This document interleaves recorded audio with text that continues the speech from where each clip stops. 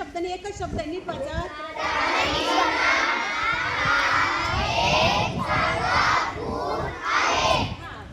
प्रामाणिकपणा हे काय आहे?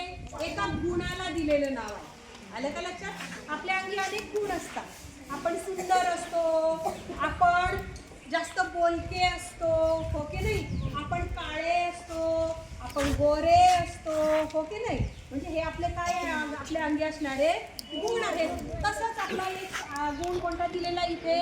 प्रामाणिकपणा. त्या गुणाला दिलेलं ते नाव आहे प्रामाणिकपणा.